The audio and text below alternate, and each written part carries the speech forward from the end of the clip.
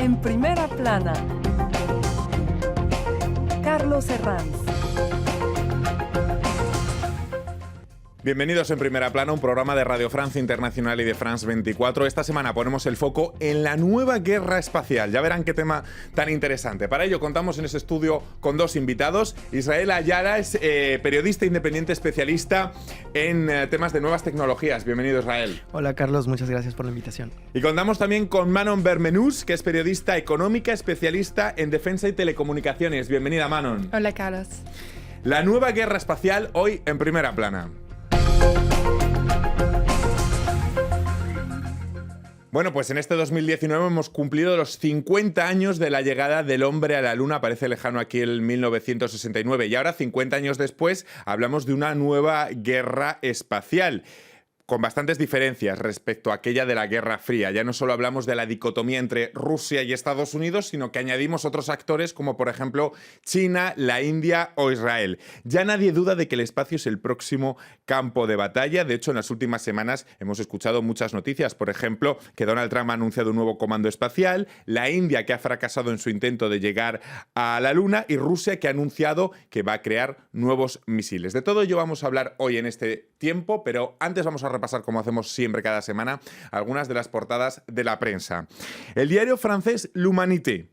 El espacio de una nueva guerra, dice este diario francés. En España, diario La Razón, 2024, el regreso. Estados Unidos disputa con Rusia y China la carrera espacial que hará que el hombre vuelva a pisar la Luna, dice La Razón. El diario Times en India dice por su parte que India se lanza a ese selecto club del llamado La Guerra de las Estrellas. Recordemos su intento fallido de llegar a la Luna este verano. El que sí tuvo éxito llegando a la cara oculta de la Luna fue China, si lo recuerdan, hace unos meses, como recoge esta portada del diario ABC, que lo calificó de hito histórico. Bueno, Israel, ¿podemos hablar de una nueva guerra espacial? Yo creo que podemos hablar de una guerra espacial, pero no de la misma manera que hace años atrás. Sí. Más bien, yo creo que de lo que vamos a hablar es de una disputa por el espacio. De una disputa por el espacio.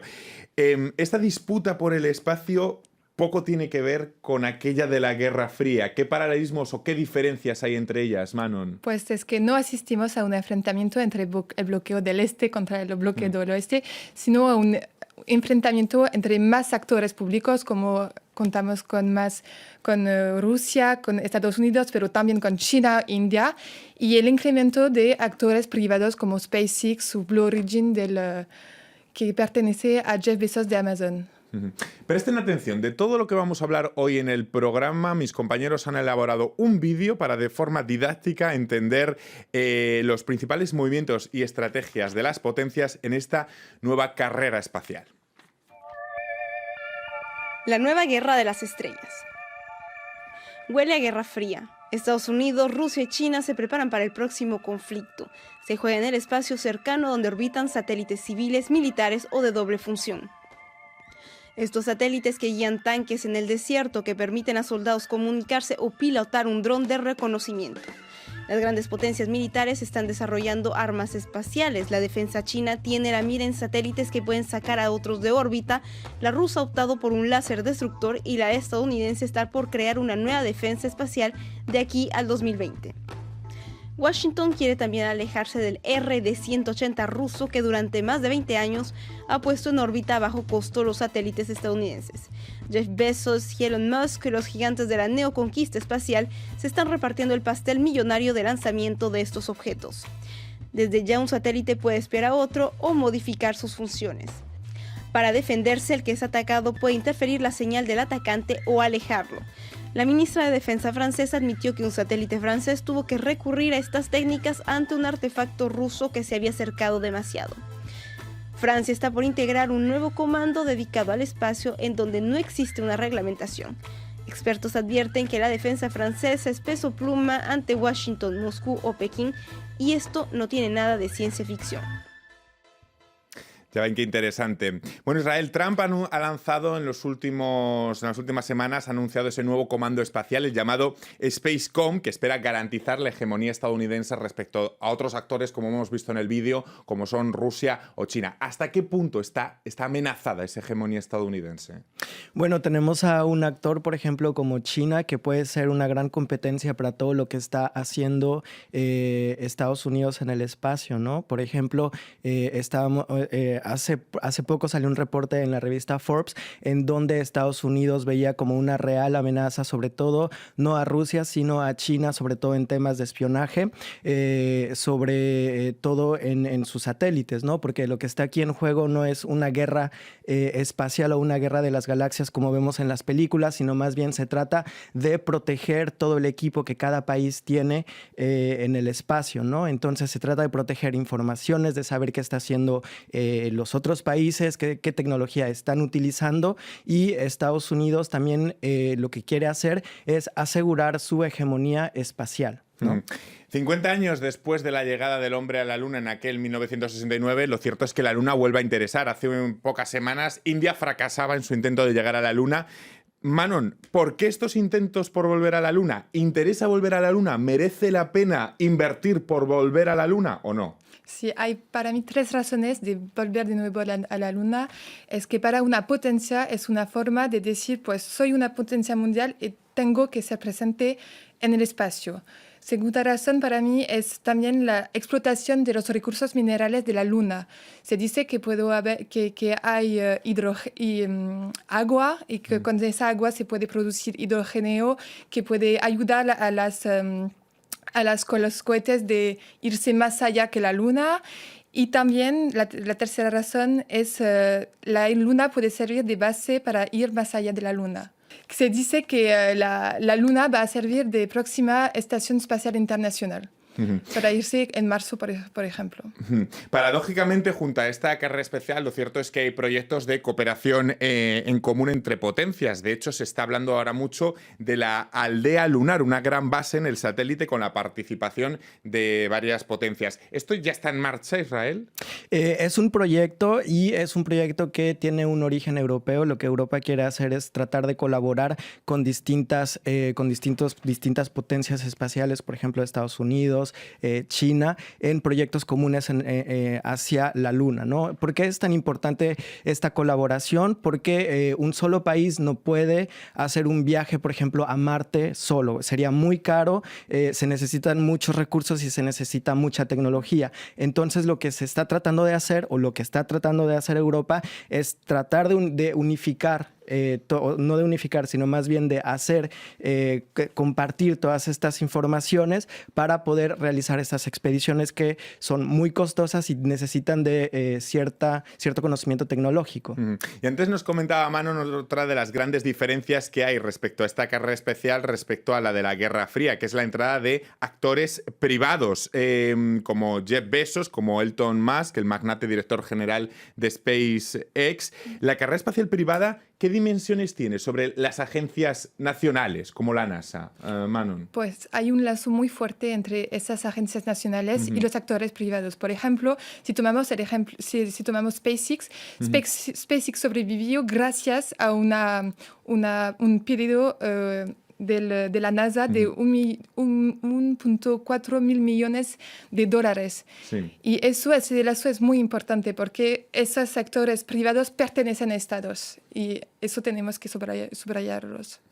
Me imagino que lo que también existe es un reflejo entre la geopolítica terrenal y la geopolítica espacial. Es decir, no sé si son vasos comunicantes, las tensiones que vemos en la Tierra con conflictos a lo que pasa en el espacio, Israel.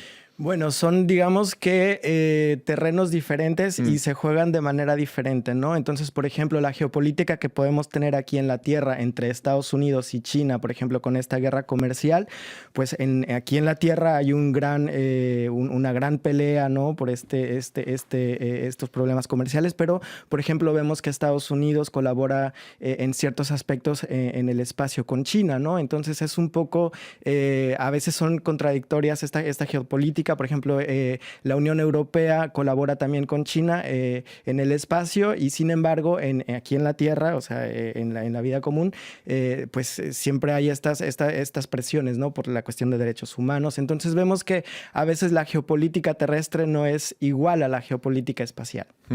Sabemos que el espacio próximo es una especie de gran bazar donde interactúan muchísimos satélites, algunos de carácter civil, como los que nos proporcionan información meteorológica, otros de carácter militar y otros duales. Se habla incluso de que hay demasiados y que hay incluso saturación. Y claro, la pregunta que nos hacemos es si no existe una reglamentación internacional en el espacio próximo, si cada uno puede enviar lo que quiera al espacio. Manon. Es que al origen existía un tratado que fecha de 1967 que decía que el espacio es tratado como las aguas internacionales, es la misma reglamentación. Pero hubo una ruptura en 2011. Se empezó a votar para el Space Obama Act, que fue promulgado en 2015, que dice que la explotación y el acaparamiento de los recursos naturales por actores privados en el espacio es posible para los actores privados de acapararse esos recursos minerales y antes no era posible. Por eso una guerra puede empezar con esos acaparamientos de recursos minerales si van a descubrir, no sé, por ejemplo, sobre la Luna, el helium-3 que es utilizado en la fusión nuclear, por ejemplo, no sé, puede desarrollarse en una verdadera guerra económica en ese ámbito. Y entonces, ¿sería conveniente que existiera una reglamentación, Israel, respecto en los próximos años? Sí, de hecho vamos hacia allá. Yo creo que en un futuro, por ejemplo, es importante señalar que la OTAN en 2019 va a declarar al espacio como un campo de batalla. ¿Qué quiere decir esto? Pues que tenemos en el espacio pocos actores, pero que están haciendo gran cantidad de cosas y no hay nadie que los regule, ¿no? Entonces vamos hacia una reglamentación del campo de batalla, ¿no? Como lo va a llamar la OTAN. Entonces, sí, yo creo que por eso es que hay tanto interés de varios países en ir allá, tener un pie en el espacio, en la Luna, para así poder tener también una parte que decir en la reglamentación.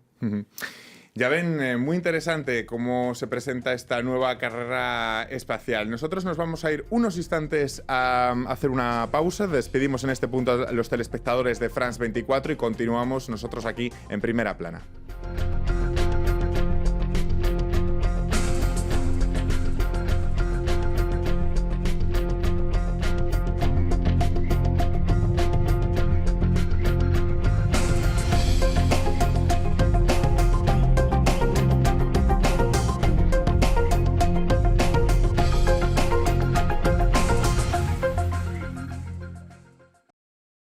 Continuamos en Primera Plana y hablando de la nueva carrera espacial. Descubramos ya quién es nuestro personaje de la semana. Bueno, hablábamos antes de ello. Son dos. Jeff Bezos, director ejecutivo de Amazon, y Elon Musk, magnate, director general de SpaceX y de Tesla. Son la cara de la inversión privada en esta carrera espacial de la que hablamos hoy. Ambos son visionarios, compiten y han desarrollado ideas que van desde la construcción de hoteles espaciales, posibilitar una vía de escape de la Tierra en caso de emergencia climática o incluso llegar a Marte. Manon, ambos simbolizan la importancia del capital privado. Estas dos figuras simbolizan la importancia que tienen en estos tiempos el capital privado sobre las agencias nacionales. Es verdad que en los años 2000 la NASA impide una política diferente en el ámbito espacial. Empezaba a dar licitaciones, a poner en marcha licitaciones y con precios elevados para desarrollar la innovación en el ámbito espacial. Y que no era ella que desarrolla eso, pero actores privados. En esa forma si impulsaba una mejor innovación, una innovación más eficaz en ese ámbito.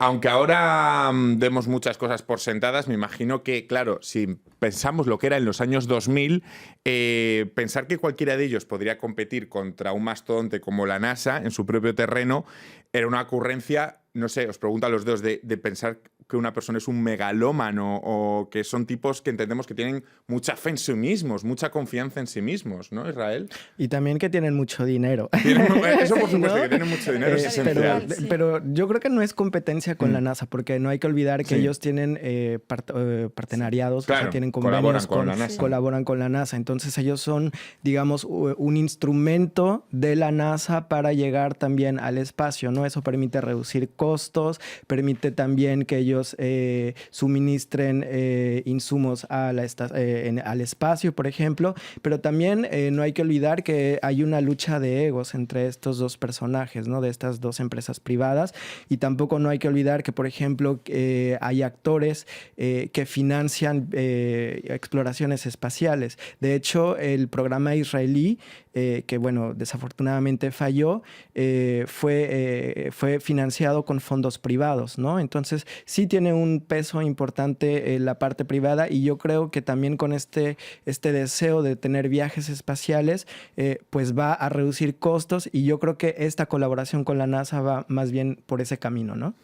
El caso de Elon Musk es similar al de Bezos, solo que él sí que intentó ponerse al servicio de la NASA en una fase inicial. Por lo que yo tengo entendido, en 2001, cuando el joven entrepreneur visitó Cabo Cañaveral por primera vez para presentar su proyecto Mar Oasis, un plan a larguísimo plazo que tenía por objetivo la construcción de invernaderos en el planeta rojo, pero que solo podía llevarse a cabo tras un generoso incremento del presupuesto federal, cosa que le frustró. Es decir, siempre en la carrera de ambos vemos que siempre han estado vinculados también a lo público, ¿no? A sus colaboraciones con o sus dependencias de los presupuestos federales de Estados Unidos o de sus colaboraciones con la NASA, ¿no? Pero claro que son dependientes del público, porque es el público que tiene todo ese dinero. Por eso se necesitaban. Pero es verdad, como lo has dicho, que Elon Musk hizo un shock en ese ámbito espacial porque todas las agencias nacionales suelen funcionar de manera muy institucional, las agencias nacionales fueron un poco sorpresadas de esa nueva manera de funcionar de SpaceX, pero SpaceX es como revolucionan este sector que era un poco sí, que está durmiéndose. Y en un momento cuando SpaceX llegaba era como un shock para ese ámbito. Y revolucionaron el Claro sector. Claro que revoluciona todo. Y ahora, ¿sabes?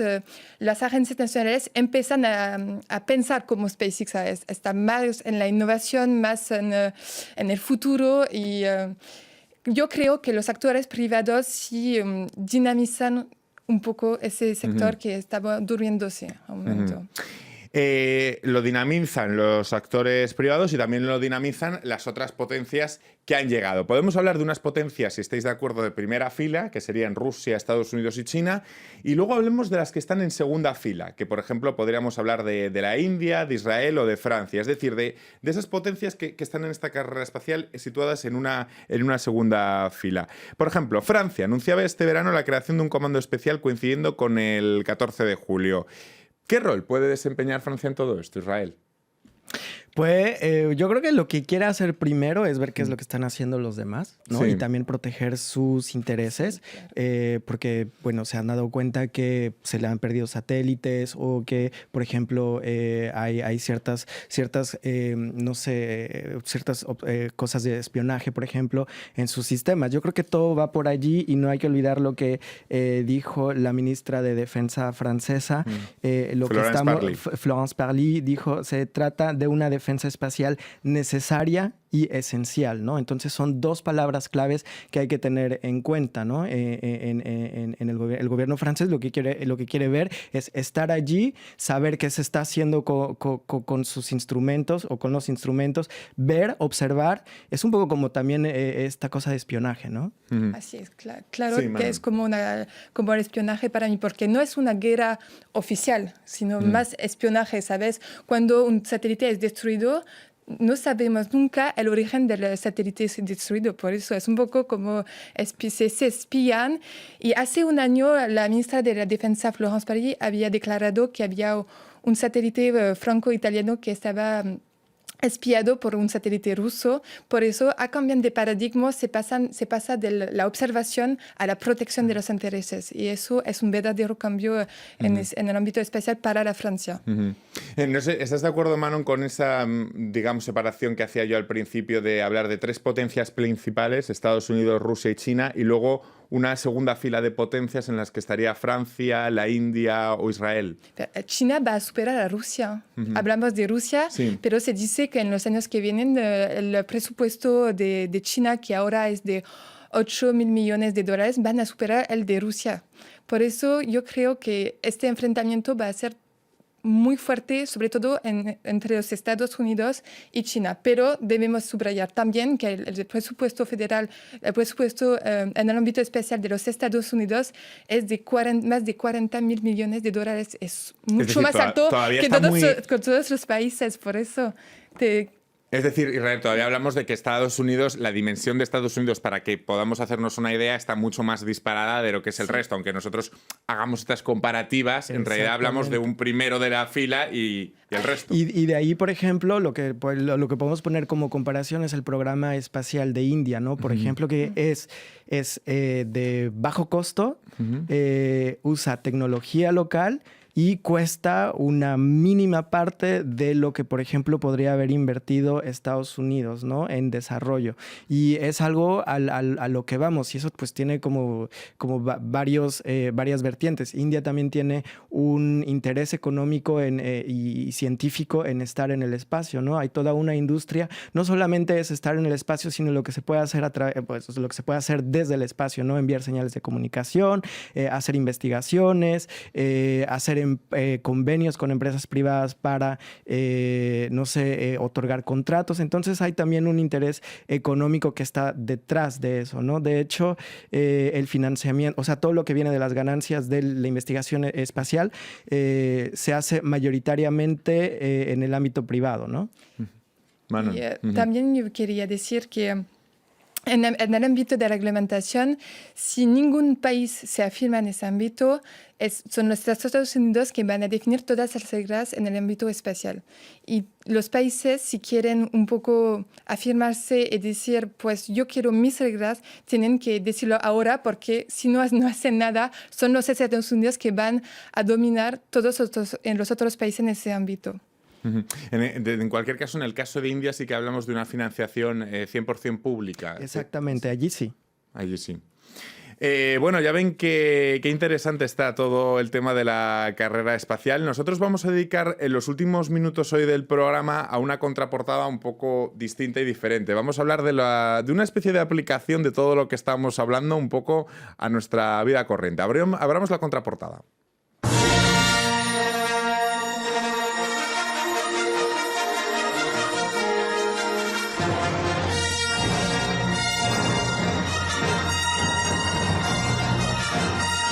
Bueno, vamos a hablar de las aplicaciones de todo lo que estamos hablando en nuestra vida común. La noticia no sé si la conocían, pero creo que les va a sorprender a los dos.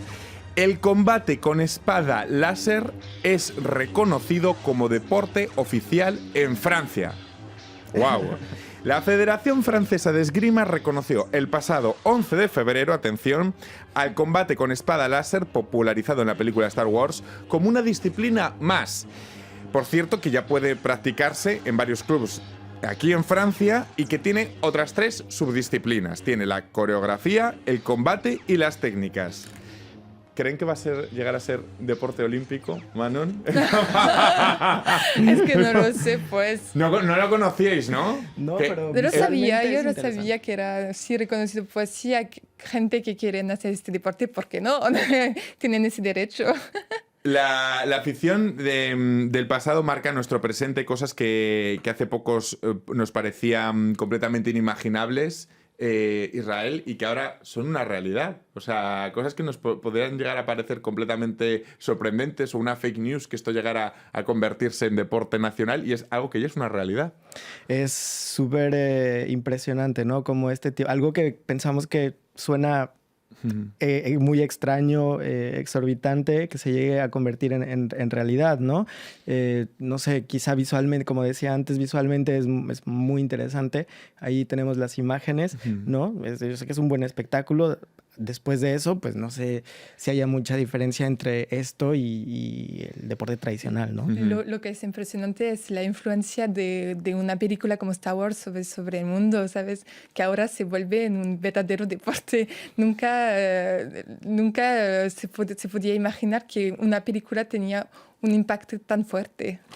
No es la única aplicación. Ahora también estamos hablando ya, trayéndonos de lo que hablamos en la primera parte del programa a las aplicaciones de lo que puede ser el usuario, de vacaciones en el espacio, de hoteles en el espacio. Ya se habla de que hay gente comprando los primeros billetes para poder ir al espacio.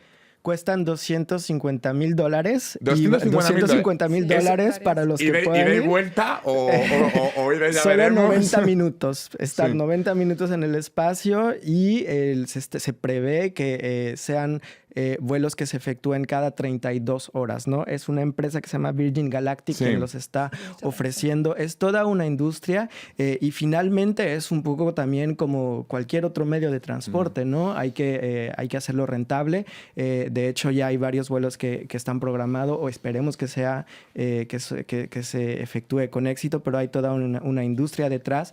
Son vuelos que son vuelos intergalácticos que por el momento son inalcanzables para la mayoría de las personas y son pocos los que pueden hacerlo, ¿no? Pues ya saben, las vacaciones el verano que viene, pues en vez de irse, yo que sé, a Cuba o a Santo Domingo, pues se van a Marte. Yo creo que el espacio se ha vuelto un sector como los otros con su propia industria y que ahora hay inversiones en el espacio, en el turismo, pero también en la tecnología. Sí. Nos quedamos sin tiempo. Muchísimas gracias a los dos. Ha sido muy interesante hablar de la nueva carrera espacial. A todos ustedes. Hasta la próxima semana aquí en Primera Plana.